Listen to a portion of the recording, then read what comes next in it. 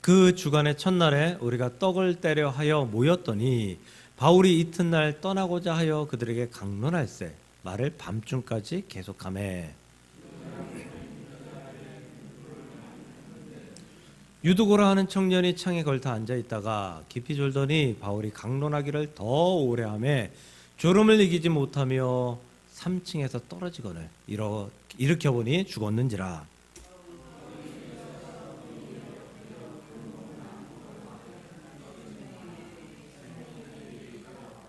올라가 떡을 떼어 먹고 오랫동안 곧 날이 새기까지 이야기하고 떠나니라.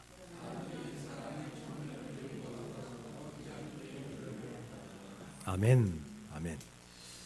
네, 오늘 말씀은 위로를 받았더라라는 말씀입니다. 말씀을 통해서 우리 안에 하나님의 위로가 있기를 주의 이름으로 축복합니다. 우리 2주간 저를 행복하게 했던 네, 또 저 말고 다른 분들도 있겠죠. 네, 아시안 게임이 오늘 끝나나요? 어제 끝났나요? 오늘 끝나나요? 네, 오늘 끝나게 되었습니다. 이 동북아시아의 작은 나라 대한민국이 인구가 5,100만밖에 되질 않잖아요. 이 아시아의 인구가 약 45억. 그 중에서 5천 그러면은 뭐 엄청나게 적은 30분의 1 정도밖에 안 되죠. 엄청나게 적은 숫자인데 중국은 14억, 인도도 14억, 일본은 1억 2천. 그러니까 우리가 중국하고 인도하고 이 승패를 비빈다는 것 자체가, 겨룬다는 것 자체가 대단한 거예요. 엄청난 거예요. 이 작은 땅덩어리, 이 작은 인구 가지고 아시안 게임에서 3위를 한다. 그리고 결승전마다 사실 중국하고 일본하고 같이 겨루고 있다. 이게 엄청나게 대단한 일이다라고 생각됩니다. 어쨌거나 저는 이 2주 동안 아시안 게임을 보면서 많은 위로를 받았습니다. 예, 그렇죠. 우리가 스포츠를 좋아하고 그것을 보고 즐기는 게 카타르시스와 함께 위로를 받는 거잖아요. 예. 어제 야구는 중간에 중계가 끊어졌고요. 그리고 축구를 보게 되었는데 이제 축구 이제 시작하면서부터 봤던 것 같아요. 축구는 어디 갔다 오느라 좀 늦게 왔는데 이 축구를 보면서 야구가 궁금하잖아요.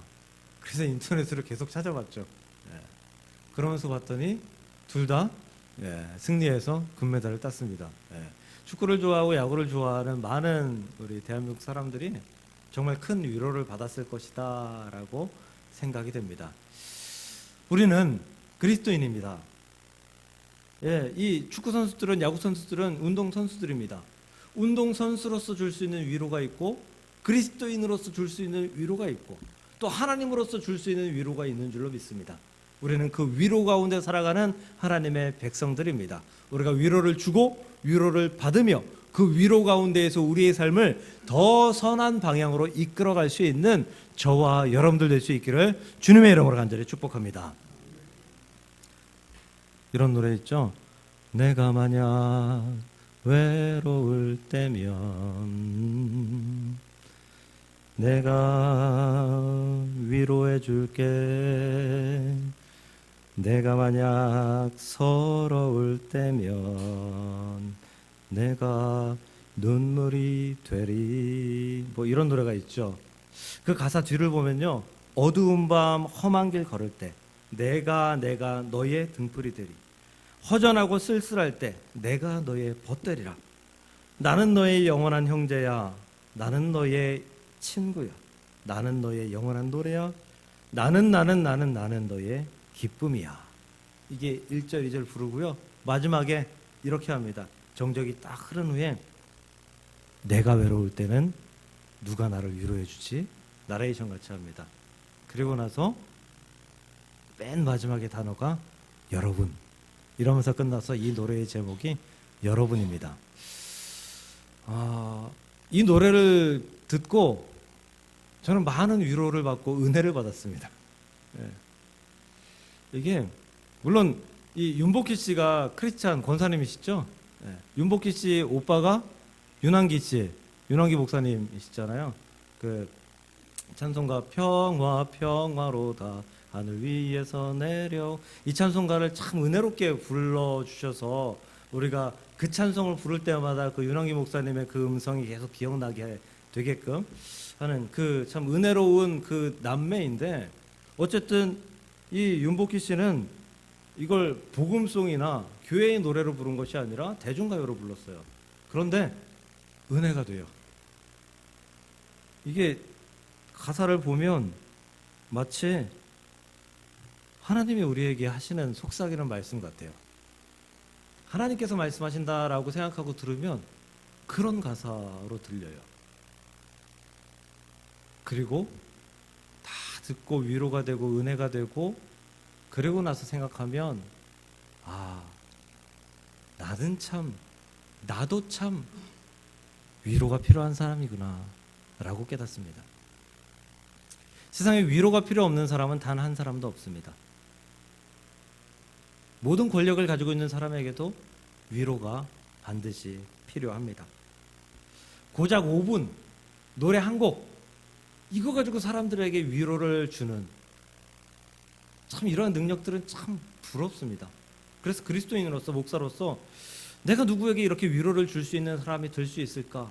그랬으면 좋겠다라는 생각을, 기도를 많이 하게 됩니다. 30분 동안 열심히 설교하고 열정을 내서 설교를 하고 침을 튀기면서 설교를 해도 어떤 분들은 졸고 있고 예, 어떤 분들은 설교가 언제 끝나나 지루해하고 있는 그런 모습을 보면서, 우리 교회 말고요. 예, 그러면서 참 내가 더 큰 능력을 가져야겠다, 더 많은 연습과 노력을 해야겠다라는 생각을 많이 해봅니다. 근데 이런 노래를 하고 들으면요, 사실 위로가, 은혜가 될 수밖에 없어요. 이 노래를요, 그 예전에 그 나는 가수다라는 프로그램에서 그 노래 잘하는 임재범 씨가, 저는 임재범 씨 별로 좋아하지 않습니다. 그분의 그 살아온 그 경력들이 굉장히 나쁘기 때문에 별로 좋아하지 않아요. 근데 그 노래를 들을 때에는 감동이 됐어요. 그 노래를 들으면서 그 TV 안에 나오는 객석에 있는 사람들의 얼굴을 비추어 주는데 다 훌쩍훌쩍 눈물을 훔치고 있어요. 마지막 정적이 흐를 때 객석을 쫙 한번 비추는데 거의 다 울고 있어요. 거의 다. 위로가 되었다라는 거죠. 감동이 되었다라는 것입니다. 근데 이 사람들에게는 위로를 전달할 수밖에 없어요. 왜냐하면 첫 번째, 이 사람들은 너무 좋은 시스템 가운데에서 너무 좋은 노래를, 너무 잘하는 노래의 실력을 가지고 하고 있기 때문이에요. 이게 노래의 가사말이 그렇지 않아도 사람들에게 정말 감동을 줄 수 있을 만큼 엄청나게 좋은, 귀를 울릴 뿐이 아니라 가슴까지 울릴 수 있는 그런 사운드 시스템이 그 안에 있고요. 그걸 소화할 수 있는 노래의 능력을 가지고 있으니까 대부분의 사람들이 위로를 받습니다. 또 이들은 연예인들입니다. 그리고 그 자리는, 그 자리에 앉아 있는 사람들이 굉장히 사모해서 온 자리예요. 엄청나게 많은, 높은 경쟁률을 뚫고 그 자리를 쟁취한 사람들이에요. 그러니까 그 자리가 이 사람들에게는 너무나 행복한 자리이죠. 그래서 거기 있는 사람들에게 감동을 톡 던져주면, 세게도 아니에요, 살짝만 건드려주면 이 사람들은 눈물을 흘려요. 감동을 가져요. 그런데 가장 중요한 것은 세 번째입니다.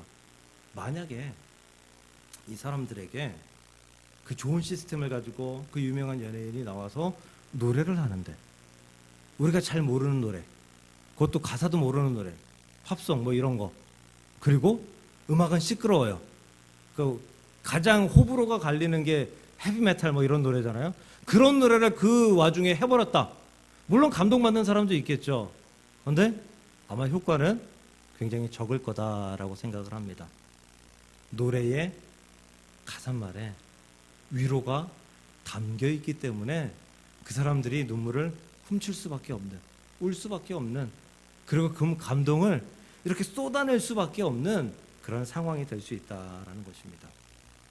사랑하는 성도 여러분, 우리는 누구에게 그런 감동을, 그런 위로를 주는 사람입니까? 우리는 그렇게 위로를 받기는 원하는데 위로를 주고 있는 그리스도인입니까? 우리 자신을 돌아보며 오늘 말씀 가운데 있기를 주님의 이름으로 간절히 축복합니다. 우리 사도 바울이 아시아로 전도 여행을 떠나려고 하죠. 그러다가 마게도냐 사람이 그 밤에 나타난 환상을 보고 빌립보 지역으로 마게도냐로 아시아로 가려다가 마게도냐로 가게 됩니다. 가던 도중에 오늘 말씀인 드로아라는 곳에 머물게 되어요. 그리고 급하게 떠나야 되니까 그 밤에 사도 바울이 할 수 있는 최대한의 열정을 가지고 최대한의 시간을 가지고 사람들에게 강론을 합니다. 말씀을 가르쳐 주는 거예요. 이거는 설교를 하면서 그 설교를 이해하기 쉽게 하기 위해서 여러 가지 예화를 들고 이렇게 설교하는 게 아니라 그저 그 설교의 말씀의 중심에 되는 어떤 그 골격을 알려주는 거예요. 왜냐하면 이들은 유대 교회 아주 심취해 있는 그런 사람들이었고 물들어 있는 사람들이었기 때문에 예수 그리스도의 십자가에 대해서는 잘 모르는 사람들이었기 때문에 그 진리들을 온전히 잘 설명해 주기 위해서 많은 시간을 할애해서 설교한 거예요. 그것을 지금 강론이라고 이야기하고 있고요. 그런데 이 강론이 그렇게 되다 보니까 어쩔 수 없이 졸린 시간이 될 수밖에 없다. 제가 막 노래도 하고 웃기기도 하고 재밌는 얘기도 하고 갑자기 실수도 하고 갑자기 목소리가 삑해가지고 그러기도 하고 그래야지 이게 집중이 되는데 제가 처음부터 끝까지 이 말씀을 계속해서 읽는다라고 생각해 보세요. 하나 둘 수면제에 취해서 아마 코 고는 사람이 나오지 않을까. 그런 설교를 하고 있으니까 지금 사람들은 힘들어하고 있습니다. 피곤해하고 있습니다. 그리고 사도 바울은 신학자들이 그렇게 이야기해요. 사도 바울도 그렇게 이야기해요. 말을 잘 못하는 사람이었다. 사도 바울은 글에는 능통한 사람이었지만 말에는 참 어눌한 사람이었다라고 평가를 해요. 그러니까 말도 잘 못하죠. 내용도 재밌지가 않죠. 그러니 사람들이 졸릴 수밖에 없는 그런 상황에 처해져 있고 유두고는 그 와중에 창틀에 걸터 앉아 있다가 결국은 떨어져서 죽게 되는 사건이 바로 오늘의 사건이었다라는 것입니다. 그동안 우리는 이 말씀을 통해서 사도 바울은 말에 재주가 없다. 또 예배 시간에 졸다가 죽은 자 유두고 우리도 예배 시간에 집중해야 된다. 사람을 살리는 데 사용된 사도 바울, 하나님께서 바울을 통해서 죽은 자를 살리신 기적을 연출했다. 이런 내용을 가지고 설교를 많이 들었어요. 오늘은 보는 시각을 조금 달리해서 이런 생각도 좀 해보려고 해요. 유두고가 왜 졸았을까? 유두고는 왜 졸았을까 과연? 신학대학에 가면요 모두 경건하고 아름다운 청년들만 있는 줄 아시죠? 아닌가요? 저도 그렇게 생각하고 갔습니다. 걱정을 많이 했어요. 나는 기도도 오래 못하고 그리고 노는 거 좋아하고 그리고 이렇게 수리력에 강하고 이렇게 책 읽는 거에 좀 약한 편인데 이게 학교 생활 잘 적응할 수 있을까? 화나면 화도 좀 내고 이래야 되는데 거기 경건한 사람들 앞에서 화도 못 내고 끙끙 앓다가 속병 나는 거 아닌가? 여러 가지 생각을 하고 학교를 갔어요. 근데 웬걸? 저 같은 사람이 허다하더라고요. 아니 거의 다 그냥 평범하더라고요. 근데 그래도 저는 평범한 정도였죠. 기숙사 생활을 하는데 제가 기숙사 생활할 때 지금 성전으로 지금 만들어져 있는 그곳 주차장 거기가 이렇게 언덕이었어요. 그리고 그 언덕에 소각장이 있었어요. 보통 소각장에는 불량한 청년들이 많이 나타나죠. 맞죠? 그래서 껄렁껄렁한 선배들이 거기서 담배 태우는 선배들이 몇 있었어요. 그러니까 저 사람들 그냥 내놓은 사람들. 그래서 생각했는데 어느 날 갔는데 한쪽 귀퉁이에 그 소각장 옆에 걸터 앉아서 담배를 태우는 사람이 있는데 깜짝 놀랐어요. 왜냐, 제 동기거든요. 제 동기가 왜 담배를, 저거 미친 거 아니야? 아니, 담배를 피우는 것도 말도 안 되죠. 신학생이. 그리고 1학년 들어오자마자 몇 개월 되지도 않았는데 거기서 그러고 있으니까 제가 깜짝 놀랐어요. 그 가서, 너 이러면 되겠냐고 막 호통을 쳤죠. 그랬더니 내버려 두래요. 왜? 나는 여기 올 게 아닌데 왔다는 거예요. 여기 안 오면은 부모님이 죽겠다 그래가지고 그래서 그냥 부모님 살리는 셈 치고 왔다는 거예요. 난 금방 그만둘 거래요. 자기는 신앙도 없대요. 믿음도 없대요. 교회도 부모님 때문에 다녔지 안 다니고 싶대요. 정말 부모님이 또 죽겠다 그러면은 정말 2년 동안 잘 버텼다가 다른 학교에 편입할 거래요.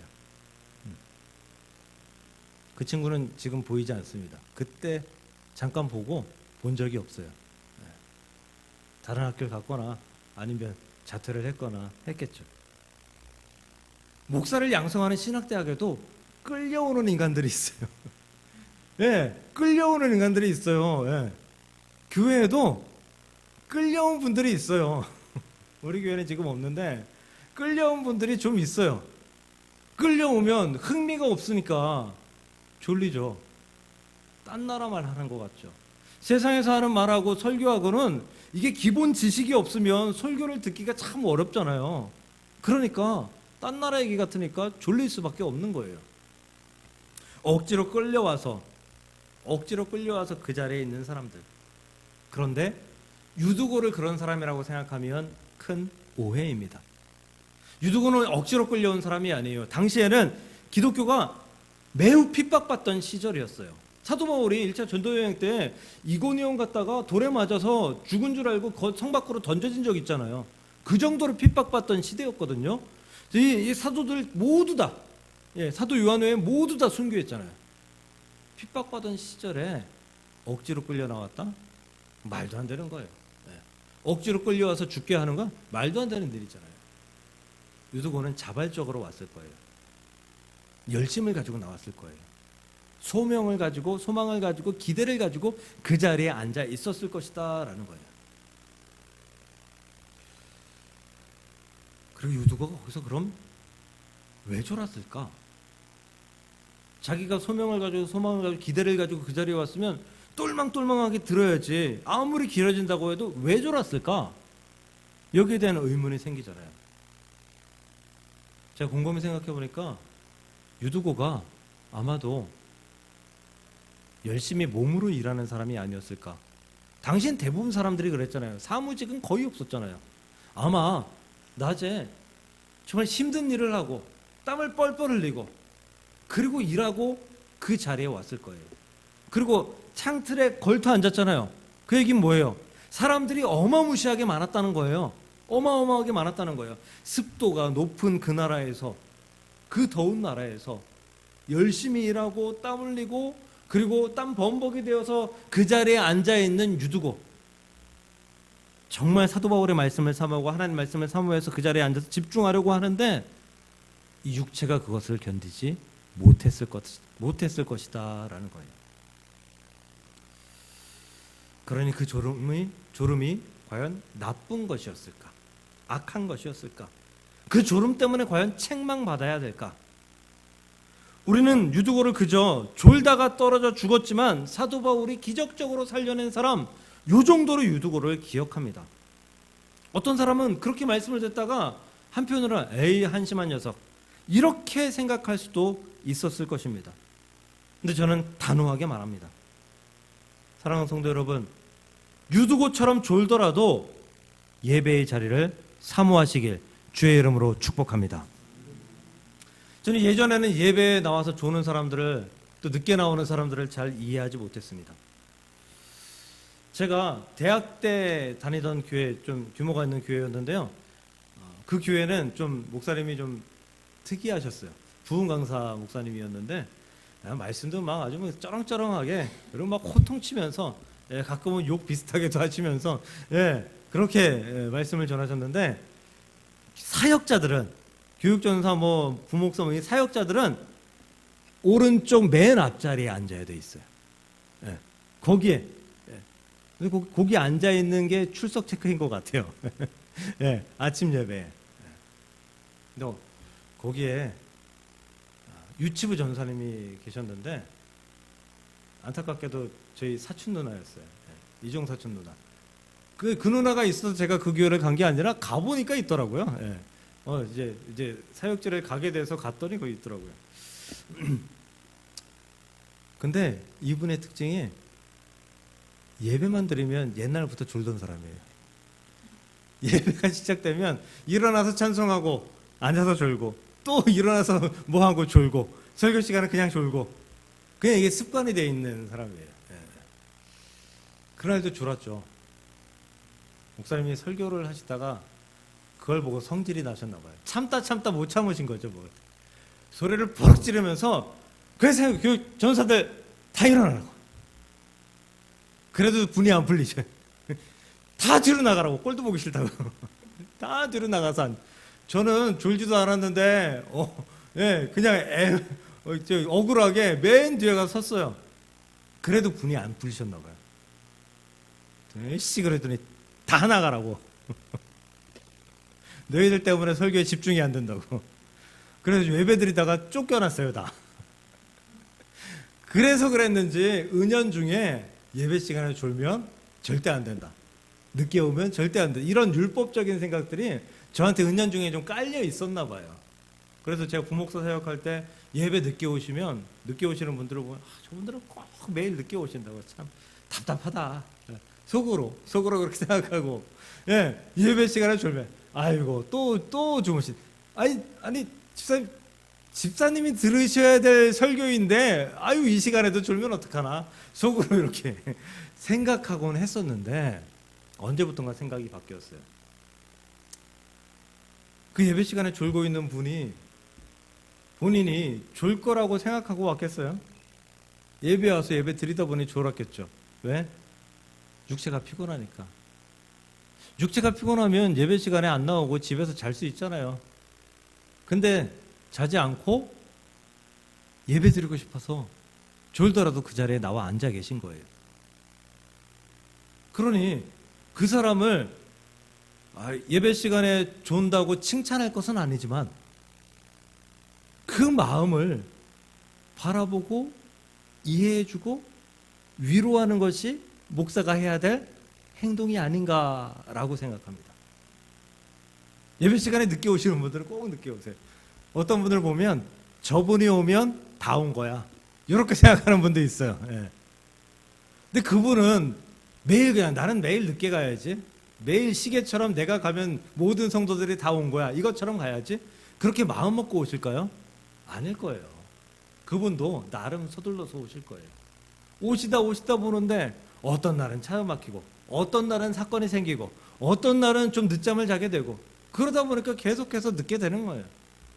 그럼에도 불구하고 예배에 나오신 것에 감사하다라는 생각으로 바뀌게 되었다라는 것입니다. 유두거의 죽음이 졸았으니까 떨어져 죽은 게 하나님의 심판이다라고 생각하면 큰 잘못입니다. 큰 잘못이에요. 유두거의 죽음은 하나님의 계획 가운데 있었을지도 몰라요. 사도 바울을 통해서 살리시는 역사를 그 가운데에서 그 짧은 시간 동안 드로아에서 보여줄 하나님의 기적과 하나님의 역사들 가운데에서 하나님의 계획하신 일일지도 몰라요. 유두고가 졸았다고 해서 잘했다고 칭찬하는 건 아니에요. 그러나 그가 죽었다고 해서, 그가 졸았다고 해서 그를 손가락질하고 그를 비난하고 그에게 욕할 자격이 과연 우리에게 있는가? 그렇지 않다. 오히려 그를 위로하고 안타까워하고 걱정하고 사랑해야 되는 것이 예수 그리스도를 통해서 우리에게 가르쳐 주신 하나님의 방법인 줄 믿으시길 주님의 이름으로 간절히 축복합니다. 유두고의 죽음에 대해서 반응하는 사도 바울의 행동이 정답이에요. 사도 바울은 12절에 그 유두고를 살리고 그리고 나서 떠나갑니다. 그리고 12절에 사람들이 이렇게 성경에 기록합니다. 살아난 청년을 데리고 가서 적지 않게 위로를 받았더라. 사람들에게 위로를 줄 수 있는 방법을 택한 것, 그것이 사도 바울의 행동 방법이었다라는 것입니다. 유두고의 죽음을 보고 한심하다고 생각했고 안타깝다고 생각했습니다. 그러나 또 다른 사람 사도 바울은 그를 통해서 하나님의 역사하실 기회를 보았고, 그 역사하실 기회를 통해서 하나님의 위로를 유두고를 비롯해서 많은 사람들에게 그 안에서 전달할 수 있었다라는 것입니다. 우리는 과연 어떤 사건 속에서 위로를 찾는 사람인지, 결과를 찾는 사람인지 우리 자신을 돌아볼 수 있기를 주의 이름으로 축복합니다. 지난주에 화장실 들어갔다 나왔는데, 아니 제가 어디 갔다 왔는데 기억은 잘 나지 않아요. 근데 저희 안사람이 사모가 TV를 보고 있더라고요. 그 TV가 그 응답하라 1994. 예. 저도 몇 편 봤는데 재밌더라고요. 예. 들어가서 틀어있길래 잠깐 한 5분 봤나요? 예. 5분 기다렸다가 재빨리 아시안 게임 켰죠. 리모컨 뺏어서 네. 그걸 봤는데 이런 내용이 있더라고요. 거기 여주인공이 거기 남자 친구들한테 이런 질문을 합니다. 여자친구가 남자친구에게 이런 질문을 해. 그럼 너희들 뭐라고 대답할 거야? 라고 하면서 질문합니다. 자기야, 오늘 이사했는데 문을 닫으면 페인트 냄새가 심해서 머리가 깨질 것 같고, 문을 열면 매연 때문에 죽을 것 같은데 어떡하지? 문을 여는 게 좋을까? 닫는 게 좋을까? 사랑하는 백성만 집사님, 여는 게 좋을까요? 닫는 게 좋을까요? 보셨나 보다. 예, 거기 있는 친구들은 다 문을 열어야지. 예, 뭐 매연이 있어도 열어야지. 머리가 깨질 것 같은데. 뭐 그러면서 열어야지, 닫아야지 막 대답을 합니다. 다 틀렸다고 하죠. 한심하다는 듯이 쳐다봅니다. 그러다가 정답을 얘기해 주는데 정답은 근데 넌 괜찮아? 이게 정답이랍니다. 문 닫아야지, 열어야지 하면 그 여자친구가 아무런 감동도 받지 못한대요. 괜찮냐고 물어보는 게 정답이라고 합니다. 아내가 차를 끌고 나가서 사고를 냈습니다. 남편에게 전화를 했어요. 여보, 내가 접촉사고를 냈는데 보험 좀 불러줘. 뭐라고 얘기해야 돼요? 당신은 괜찮아? 안 다쳤어? 이게 당연한 거잖아요. 근데 남편이 아니 무슨 집에 있지 그냥 차를 끌고 나가가지고 사고를 내냐고 도대체. 이런 소리를 하면 그날은 매치데이, 부부싸움 하는 날입니다. 남편은 차 끌고 나가서 돈 들어가니까 속상해서 싸우고, 아내는 차보다 못한 자신의 신세를 한탄하면서 싸웁니다. 평행선을 달리고 둘은 결국 각방을 쓰고 다음 날까지 말을 안 하게 되고 엄청난 결과를 내오게 되는 것이죠. 모든 사람에게는 위로가 필요합니다. 괜찮니? 안 다쳤어? 위로가 필요하다고. 사실 그 위로가 우리가 들어보면 별거 아니에요. 누구나 할 수 있는 일이고, 누가 들어도 그게 뭐 크게 마음을 움직이거나 그게 그 사람을 도와주거나 이런 게 아니에요. 근데 괜찮아? 안 다쳤어? 이 한마디로 말미암아 그 사람의 마음이 평안해질 수 있고, 그 사람이 그 사건에서, 사고에서 그 마음을 잠재울 수 있는 그런 능력을 발휘하는 위로의 말이다라는 것입니다.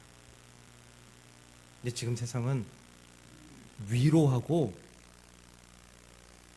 결과를 따로 놓고 생각해요.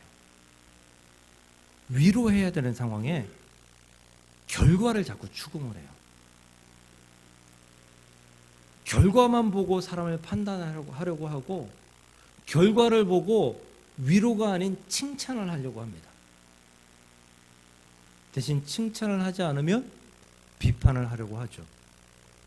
함께 일하면 협력해야 되죠. 합력하여 선을 이루라. 성경에도 기록되어 있잖아요. 요한복음 14장에. 합력하여 선을 이루어야 선을 이루어야 되는 거예요. 근데 우리가 살다 보면 직장 생활 하다 보면요, 공을 빼앗아가는 상사들이 생각보다 많아요. 내 수고를 빼앗아가는 상사들이 생각보다 많아요.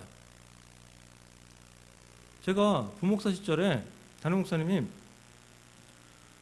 부목사들 앉혀놓고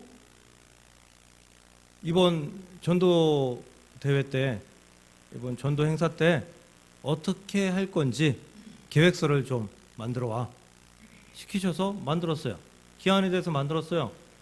그날 저보다 선임 부목사님이 저에게 묻더라고요. 그거 다 했냐고. 네, 다 했습니다. 그럼 파일로 좀 보내봐. 보내드렸죠. 그날 회의하는 날이었어요. 그래서 담임 목사님이 회의를 소집을 안 하시네요.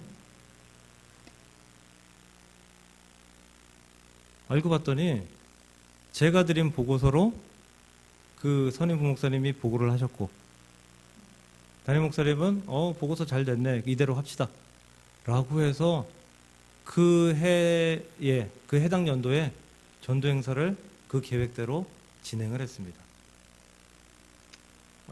조금은 상처를 받았죠. 근데 뭐 지금은 개의치 않는데, 담임 목사님이 뭐라고 생각했을까요? 보고한 그 부목사님은 열심히 수고했네. 쟤는 기한까지 보고하라고 했는데 보고도 안 한 놈. 이렇게 생각할 수 있지 않을까요? 결과만 놓고 사람을 판단하면 잘못 판단할 가능성이 너무도 많아요. 우리는 그 결과를 너무도 중요시하는 시대에 살아가고 있습니다. 그런데 하나님은 우리에게 결과가 아닌 그 사람의 마음을 보라라고 말씀합니다. 유두고의 마음을 보라라고 말씀합니다. 그가 왜 그 자리에 걸터 앉아 있었는지, 왜 졸 수밖에 없었는지 그 마음을 한번 돌이켜보라라고 말씀하고 있습니다. 우리는 지금까지 결과를 내지 못한 사람에게 손을 내밀고 위로하고 안아주고 격려하고 축복하는 그런 행동을 한 적이 있습니까? 하고 살아가십니까? 아니면 결과를 낸 사람에게 찾아가서 수고했다, 잘했다, 칭찬하며 그 결과로 인한 그런 행동을 우리가 하고 있습니까? 우리에게 위로가 필요하듯이 다른 사람에게도 위로가 필요하다는 사실을 기억하시고 위로받고 위로할 수 있는, 결과가 아닌 과정과 그 마음을 살필 줄 아는 참된 하나님의 백성들이 될 수 있기를 주의 이름으로 축복합니다. 말씀을 정리합니다. 저에게도 위로가 필요합니다. 여러분들에게도 위로가 필요합니다. 지치고 힘든 세상을 살아갈 힘은 예수님으로부터 나오는, 하나님께서 예비하신 많은 손길들로부터 나오는 위로로부터 이루어집니다.